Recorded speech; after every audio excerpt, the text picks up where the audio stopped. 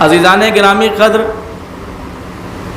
آج مسلمانوں کے ذہنوں میں، غیر مسلموں کے ذہنوں میں جہاد کے معنی کو لے کر اور جہاد کے کانسیپٹ کو لے کر ان کے ذہنوں میں سوال تو ہے ہی، یہ سوال آج مسلمانوں کے ذہنوں میں بھی ہے کہ اسلام ایک طرف یہ کہتا ہے کہ اسلام انسانیت کا مذہب ہے، اور پھر اسلام قرآن کریم جب ہم پڑھتے ہیں تو بہت ساری آیتیں ہمیں ملتی ہیں کہ جس میں قرآن کریم نے جہاد کا اور قتال کا حکم دیا۔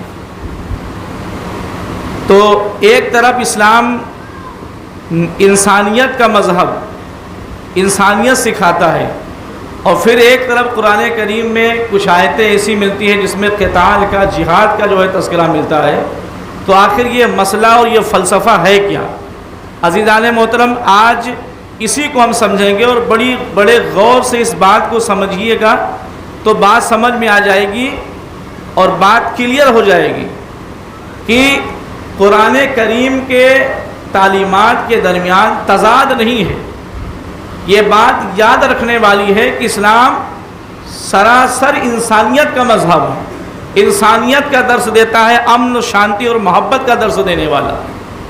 لیکن جہاں پر قرآن کریم میں اللہ رب العالمین نے جہاد کا یا قتال کا حکم دیا ہے تو ہمیں یہ دیکھنا ہے کہ اللہ رب العالمین نے جہاد اور قتال کا جو حکم دیا ہے وہ کس کانسیپٹ میں دیا ہے، اس کا کانسیپٹ کیا تھا، اور کس جو ہے وقت اللہ رب العالمین نے جہاد اور قتال کا حکم دیا ہے۔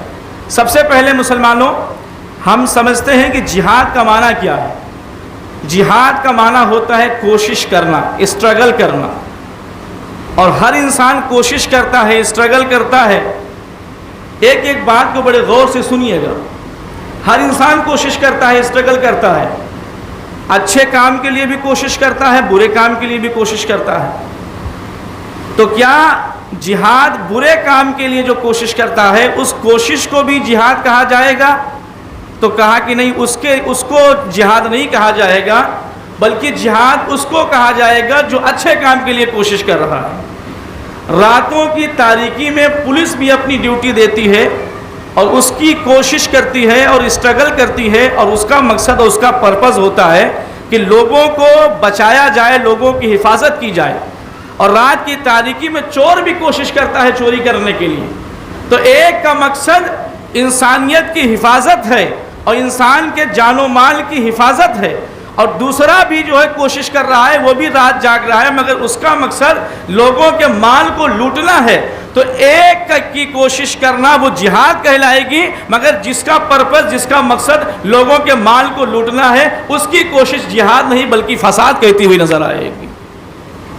بات سمجھ میں آ رہی ہے آپ کو؟ تو یہ جہاد کا لغوی معنی ہے۔ یہ جہاد کا کیا ہے؟ کوشش کرنا۔ تو کوشش وہی جہاد کہلائے گی جو اچھے کام کے لیے کی جائے گی۔ اگر برے کام کے لیے کوئی بندہ کوشش کر رہا ہے، خواہ اس کا تعلق اسلام سے ہو یا کسی بھی مذہب سے ہو، اگر برے کام کے لیے وہ کوشش کر رہا ہے تو اس کی کوشش کرنا وہ جہاد نہیں بلکہ وہ فساد کہلاتی ہوئی نظر آئے گی۔ عزیزان محترم، اب اس کے آگے ہم چلتے ہیں تو جہاد کی کئی تقسیمیں کی گئی ہیں۔ اسلامی جہاد میں کئی تقسیمیں کی گئی ہیں۔ دو تقسیموں کا میں تذکرہ کرتا ہوں۔ ایک کا میں نے تذکرہ پچھلے جمعۃ المبارک میں کیا تھا۔ دو براڈڈ تقسیم ہے، ایک جہاد اصغر اور ایک جہاد اکبر۔ جہاد اصغر کیا ہے؟ اگر کوئی آپ کے اوپر ظلم کر رہا ہے، کوئی زیادتی کر رہا ہے، کوئی آپ کو قتل کر رہا ہے، کوئی آپ کو مار رہا ہے، تو اپنے دفاع کے لیے، ڈیفنس کے لیے آپ جو ہے تلوار اٹھائیں اور آپ ہتھیار اٹھائیں، اپنے بچاؤ کے لیے ہتھیار اٹھائیں، اور پھر میدان جنگ میں آ کے کھڑے ہو جائیں اور قتال کریں، لڑیں سامنے والے سے، ظالموں سے، باغیوں سے، طاغیوں سے لڑتے ہوئے نظر آئیں۔ اس لڑائی کو جو اپنے ڈیفنس کے لیے ہو، اپنی حفاظت کے لیے ہو، اپنے مال کی، اپنے جان کی، اپنے ملک کی حفاظت کے لیے جو لڑائی لڑی جاتی ہے وہ بھی جہاد کہلاتی ہے۔ اور اس جہاد کو قرآن کریم اور احادیث کی روشنی میں جہاد اصغر کہا گیا، چھوٹا جہاد کہا گیا۔ اس کو کیا کہا گیا ہے؟ چھوٹا جہاد۔ اسلام نے قتل و غارت گری کو ناپسند فرمایا ہے، جنگ کو ناپسند فرمایا ہے، لیکن ساتھ میں اسلام نے یہ بھی کہا ہے کہ اگر تمہارے ساتھ کوئی ظلم و زیادتی کر رہا ہے، تمہارا مال لوٹ رہا ہے، تمہاری جانوں کو مار رہا ہے، تمہارے ساتھ زیادتی کر رہا ہے، تو تمہیں یہ حق حاصل ہے کہ تم اپنی جان مال کی حفاظت کے لیے تم جو ہے میدان جنگ میں آؤ. اگر تمہارے پاس طاقت ہے، تمہارے پاس پاور ہے، تو تم بھرپور طریقے سے اس کا ڈیفنس کرتے ہوئے نظر آؤ، اپنا دفاع کرتے ہوئے نظر آؤ. اور اس جو ہے کوشش کو، اس جہاد کو اسلام میں جو ہے جہاد اصغر، چھوٹا جہاد کہا گیا. اور ایک جہاد ہے انسان کا اپنے نفس سے لڑنا، اپنے نفس سے لڑنا، اس لیے کہ نفس انسان کا وہ انسان کو گناہوں کی طرف کھینچ کے لے کے جاتا ہے، انسان کو برائیوں کا حکم، ہمہ وقت برائیوں کا حکم دیتا رہتا ہے. تو اس نفس سے لڑنا، ہر انسان کو اپنے نفس سے لڑنا اور نفس کو برائیوں کے دلدل سے کھینچ کے اللہ کی عبادت پہ لے جا کے لگانا، یہ بھی ایک جہاد ہے، یہ بھی ایک اسٹرگل ہے. اس جہاد کو اسلام کی روشنی میں، اسلام کے تناظر میں جہاد اصغر نہیں بلکہ اس کو جہاد اکبر کہا گیا ہے، سب سے بڑا جہاد کہا گیا ہے.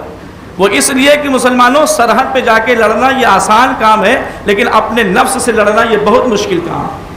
ہم یہاں پر کھڑے ہو کے تقریر کر رہے ہیں، اسلام کی باتیں کریں، امن و شانتی کی باتیں کریں، محبت کی باتیں کریں، یہ بڑا آسان کام ہے. لیکن ہم اپنے اندر اپنے باطن کو بھی سنوار لیں، یہ آسان کام نہیں ہے. ہم اچھی اچھی باتیں کرنا یہ الگ بات ہے، لیکن خود اچھے ہو جانا اندر سے یہ الگ بات ہے.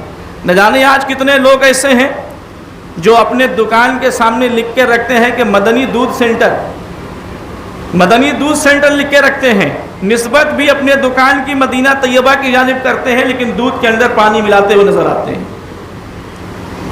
تو سامنے جو ٹائٹل دیا ہے وہ کچھ اور ہے، ظاہر میں کچھ اور ہے، باطن میں کچھ اور ہے. ظاہر میں کچھ جو ہے بیان کر دینا اور ہے، انسانیت کی بات کر دینا اور ہے، اندر سے انسان بن جانا یہ اور بات ہے. عزیزان محترم، تو انسان کا اپنے نفس سے جہاد کرنا اور اسے برائیوں سے نکال کے اچھائیوں کی طرف، اللہ کی عبادت کی طرف، اللہ کی طاعت کی طرف لے کر آنا، یہ جہاد ہے. اور اس کو جہاد اکبر، سب سے بڑا جہاد کہا گیا.